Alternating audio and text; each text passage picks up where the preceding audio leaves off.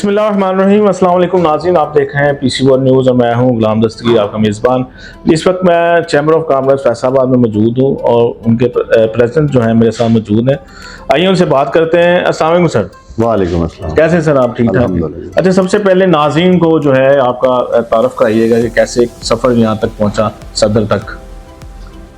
बस जी यहीं फैसलाबाद में पैदा हुए, यहीं DPS स्कूल से तालीम हासिल की, फिर म्यूनसिपल डिग्री कॉलेज और फिर गवर्नमेंट कॉमर्स कॉलेज और फिर बिज़नेस ज्वाइन कर लिया अल्हम्दुलिल्लाह। और अल्लाह ने फिर मौका दिया। मैं 2008 में वाइस चेयरमैन मुंतखब हुआ पाकिस्तान टेक्सटाइल एक्सपोर्टर एसोसिएशन का, और फिर मुझे मौका मिला 2011 से 12 as a senior vice president Faisalabad chamber खिदमत करने का।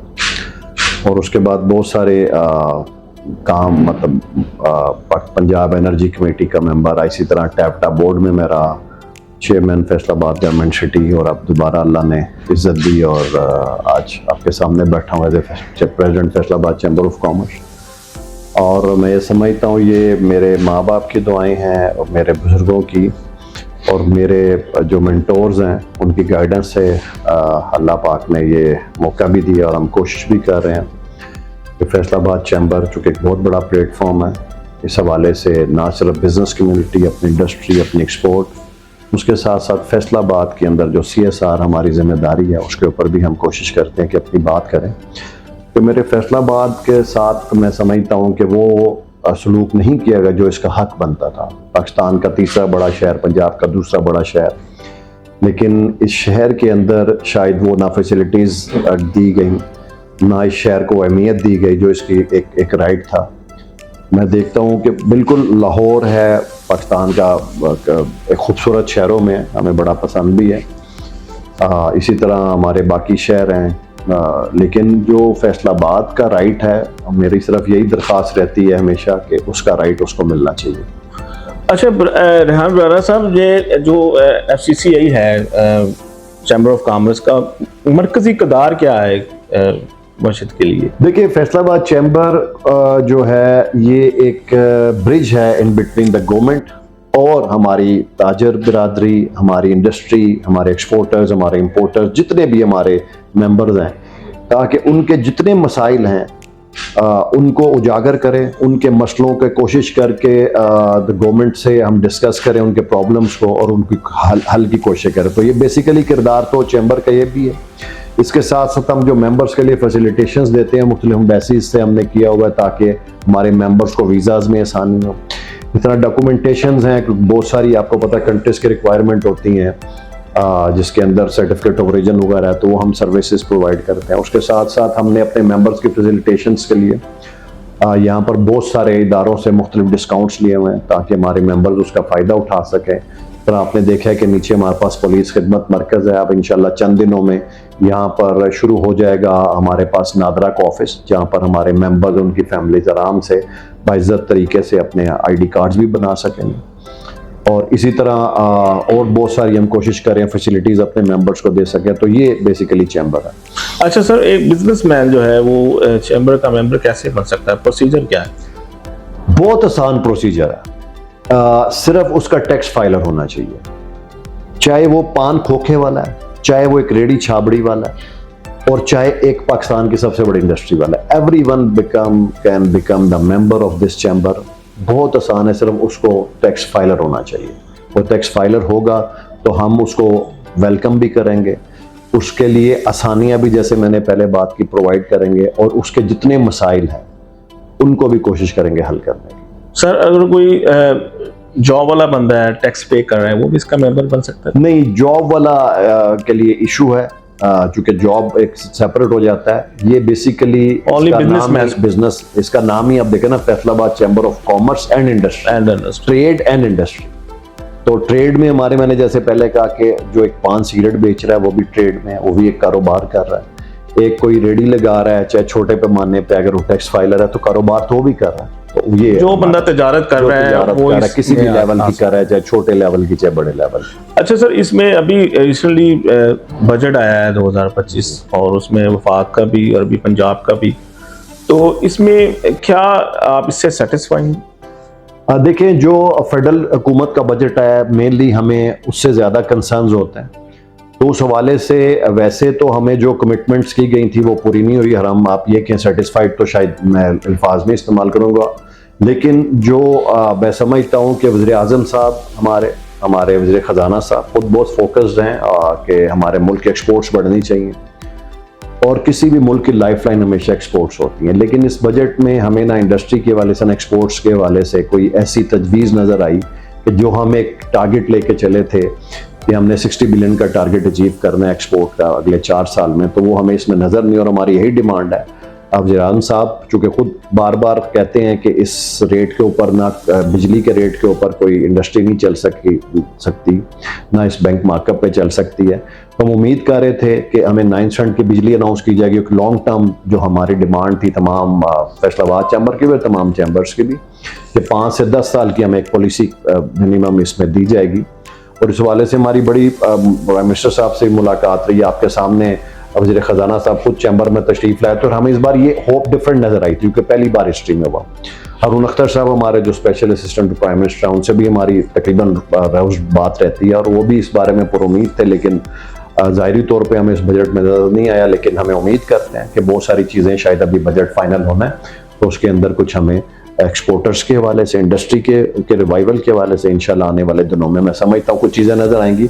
जहाँ तक पंजाब का बजट है उसमें, अच्छा इसमें मैं बताना भूल गया, कल वज़ीर आज़म साहब ने कमेटी बना दिया जिस पे सबसे ज़्यादा हमें इतराज़ था, वो था 37AA जो गिरफ्तारी से मुतालिक था। देखें, हम चोर नहीं हैं, और हम अपने बिजनेसमैन की, अपने इंडस्ट्रियल की इज्जत भी चाहते हैं।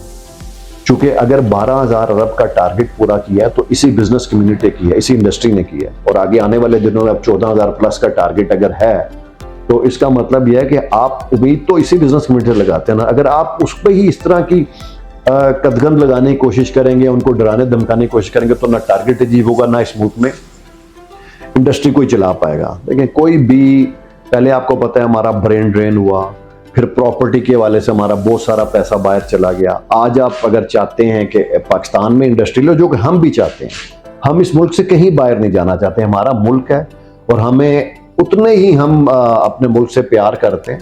तभी इतने मुश्किल हालात में भी हमारे इंडस्ट्रीज में या इंडस्ट्री पे काम करता, जब यहाँ पर दहशतगर्दी का राज था तो हमारा एक्सपोर्टर उस वक्त भी बहादुरी से काम करता रहा। तो मैं हमेशा क्रेडिट देता हूँ अपनी इंडस्ट्री को, अपने बहादुर एक्सपोर्टर को, अपने ट्रेडर को, कि इतने मुश्किल हालात में भी उन्होंने ये काम किया।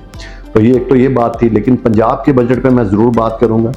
पंजाब के बजट में बहुत सारी चीज़ें जो मैंने पहले बात की कि मेरे शहर के साथ हो, तो इस बार कुछ चीज़ें डाली गई और मैं उम्मीद करता हूँ वो जिस तरह है, अभी ठीक है, वो उस तरह नहीं है जो हम एक्सपेक्ट करते, लेकिन बहुत सारी चीज़ें पॉजिटिव हैं।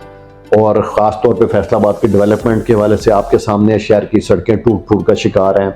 बहुत सारे यहाँ पर अंडर पासेज जैसे बाकी शहरों में बनते हैं, यहाँ वो शायद उस तरह नहीं बने, लेकिन हमें बड़ी उम्मीद है इस बजट में जो चीज़ें रखी गई हैं फैसलाबाद के लिए, वो ज़रूर इस पर काम होगा। और मैं बड़ी उम्मीद करता हूँ कि चीज़ें उस तरह होंगी और फैसलाबाद की डेवलपमेंट, और ख़ास तौर पे मैं इस बजट में जो अच्छी बात है वो है हेल्थ और एजुकेशन, ये बड़ी ज़रूरी थी। तो मैं इस हवाले से मरियम नवाज साहिबा जो हमारी CM है उनकी तारीफ भी करूँगा, उन्होंने बहुत सारी चीज़ें इसमें ऐड की हैं। और मरियम औरंगज़ेब साहिबा जो हमारी सीनियर वज़ीर हैं, उनसे हमारी बड़ी डिटेल मीटिंग हुई थी और मैं उनका भी शुक्रगुजार हूँ कि जो हमारी डिमांड्स थी उन्होंने उस बजट में ऐड की। अच्छा सर, अभी आपने बात की वो गिरफ्तारियों वाली जो टास्क के लिए उन्होंने आए, उसमें गवर्नमेंट को ऐसा करना क्यों पड़ रहा है, और दूसरा अगर वो ऐसा करते हैं तो फिर क्या लाहे अमल होगा? देखिए, एक तो मुझे नहीं उम्मीद कि वो करेंगे, क्योंकि प्राइम मिनिस्टर साहब ने इसके ऊपर कमेटी बना दी है और इंशाल्लाह ताला उसके अंदर काफ़ी सारी चेंजेस भी आ जाएंगी। और तमाम चैम्बर्स, कल पहले हमने सियालकोट चैम्बर के प्लेटफॉर्म से तमाम पाकिस्तान के चैम्बर्स, तमाम एसोसिएशन मौजूद थी चंद दिन पहले।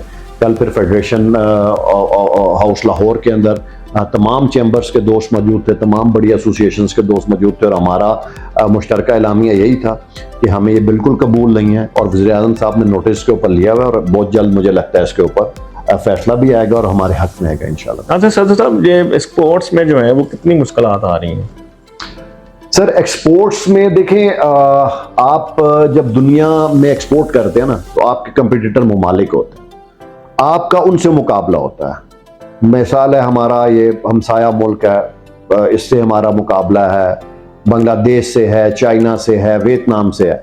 अगर वहाँ पर बिजली 8 सेंट में मिल रही है तो हम 13 या 14 सेंट में हमारी बिजली अगर का रेट है तो हम एक्सपोर्ट्स कैसे उनका मुकाबला कर सकते हैं। इसी तरह बेंच मार्क वहाँ 5 से 6% है और यहाँ 11+3 अगर हम स्प्रेड करते हैं 14% के करीब है। तो हमारी यही डिमांड्स रही। तो मैं समझता हूँ अगर हम वाकई अपने एक्सपोर्ट्स में सीरियस हैं तो ख़ास तौर पर जो फिजिकल एक्सपोर्ट्स है जिसमें टेक्सटाइल है, फार्मास्यूटिकल्स हैं, बाकी हैं, इसके ऊपर हुकूमत को सोचना पड़ेगा और अपनी इंडस्ट्री को अगर वाकई रिवाइवल है तो ज़रूर इसके ऊपर मैं समझता हूँ हुकूमत कर भी रही है काम, लेकिन जो हम उम्मीदें लगा के बैठे थे उस तरह पूरी नहीं हुई। लेकिन दूसरा जो सबसे इंपॉर्टेंट है वो है कि आईटी सेक्टर के हवाले से मैं आज ही पढ़ा था कि कुछ चीज़ें उसमें ऐड की गई हैं, क्योंकि हमारे जो नौजवान हैं बहुत टैलेंटेड हैं और हमने देखा बयानुल मरसूस में अल्हम्दुलिल्लाह जब पाकिस्तान को अल्लाह पाक ने फतह दी तो हमने ना सिर्फ हमारे दिफाई हमारी फौज ने उनको जेर किया, बल्कि हमारे जो नौजवान हैं उन्होंने साइबर अटैक्स में भी उनको जेर किया। और आपने देखा कि दुनिया हैरान हो गई कि जिस मुल्क का नाम आईटी सेक्टर में बहुत आगे था, हम पे वो अटैक नहीं वो कर सके और हमारे नौजवानों ने जिस तरह किया और उनको बताया और दुनिया हैरान हुई कि इनके पास इतना टैलेंट है। तो मैं समझता हूँ ये मौका है हमारी आईटी एक्सपोर्ट्स के ऊपर काम करने का, उसको बढ़ाने का, चूंकि इसके अंदर बहुत बड़ा स्कोप है। लेकिन इस बजट के अंदर जो हम जो भी थे कि ई कॉमर्स के ऊपर हमने लगाया, बिल्कुल बहुत बड़ी कंपनीज को लगाए, लेकिन उसको अगर हम टारगेट कर लेते कि जिसकी जितनी सेल वाइज लगाते तो शायद ज्यादा बेहतर होता। और मैं समझता हूँ कि बहुत सारे स्टार्टअप्स हैं उसके ऊपर मैं एक्सपेक्ट कर रहा था कि अभी टैक्स नहीं लगेगा या साल 2 साल का रिलीफ मिलेगा, लेकिन इस बजट में नहीं दिया गया। तो हमारी यही डिमांड है कि एक बार इसको कम से करें, 5 या 6% से करें, फिर उसको बाद में इन्हांस कर दें जैसे जैसे कंपनी बड़ी होती जाती है। अच्छा, अभी थोड़ा सा अभी भी यहाँ पे खित्ते में जो हमारे कशीदगी हुई है इजराइल और ईरान के साथ, इस पे हमारे कारोबार पे, एक्सपोर्ट पर कितना असर पड़ सकता है? देखिए, हमारी तो ये ख्वाहिश है दुनिया में जंगें नहीं होनी चाहिए, अमन रहना चाहिए और हम अमन के साथ हैं। पाकिस्तान वैसे ही हमेशा अमन की बात करता है, तो मैं समझता हूँ पाकिस्तान की एक्सपोर्ट्स भी बढ़ेंगी। हमारे आज army chief general field marshal Hafiz Asim Munir साहब इस टाइम अमेरिका मौजूद हैं और उनकी आज मुलाकात भी हो रही है और मैं समझता हूँ पाकिस्तान को अच्छा पैकेज मिलेगा अमेरिका से अबाउट ट्रेड। तो हमारी इंशाल्लाह, मैं तो बहुत पुरुमीद हूँ और पुरुमीद रहना भी चाहिए, चूँकि पाकिस्तान एक बेहतरीन मुल्क है, अल्लाह पाक ने बहुत वसाइल दिए हुए हैं। ताजिर और इंडस्ट्रीज जो हमारे यहाँ, उनके लिए आप क्या पैगाम देना चाहेंगे जन पे? जी, मैं आप सब दोस्तों से एक ही दरख्वास्त है, इस मुल्क में अल्लाह पाक ने हमें बहुत कुछ दिया और इस मुल्क के अंदर बहुत कुछ है। ये अलहदा बात है कि अपने वसाइल हमने अपने हाथों से ज़ाया किए, लेकिन अब हमारे पास टाइम नहीं है। मेरी यही दरख्वास्त है, एज ए मुहब्बे वतन पाकिस्तानी अपने कारोबारों पर तवज्जो दें, अपने कारोबारों को सीधा करें, जो हम पर टैक्स बनता है उस टैक्स को पे करें और हमें चाहिए कि अपने मुल्क के साथ सिंसियर होके, इस मुल्क के अंदर बहुत कुछ है और ख़ास तौर पे मैं अपने नौजवानों से कि जो बाहर जाने का सोचते हैं, बाहर कोई कुछ भी नहीं पड़ा, इस मुल्क के अंदर रहकर आप अपने मुल्क की एक्सपोर्ट्स को भी बढ़ा सकते हैं। आईटी के ऊपर आपके पास बहुत बड़ा स्कोप है, तो मैं इंशाल्लाह ताला उम्मीद करता हूँ पाकिस्तान दोबारा तरक्की करेगा और वहीं पे आएगा जब जो हम दुनिया हमारी मिसालें दिया करती थी। मेरा यही पैगाम है आप लोगों से, और पाकिस्तान हमेशा जिंदाबाद। जी नाज़रीन, ये थे मेरे साथ Faisalabad chamber of commerce and industry के सदर हार्बिस बरारा साहब। उन्होंने बड़े वाज़ेह तौर पे पैगाम दिया है कि उनको अभी भी बड़े पुरुमीद हैं वो पाकिस्तान की तरक्की के लिए, नौजवान नस्ल के लिए अहम किरदार अदा कर सकती है। बाहर जाने की बजाय अपने मुल्क में ही मेहनत करें और इसके लिए काम करें ताकि ये दिन दुगनी और रात दुगनी तरक्की करिए। अगले प्रोग्राम तक के लिए मुझे और मेरी टीम को इजाज़त दीजिए। अल्लाह हाफिज़। पाकिस्तान जिंदाबाद।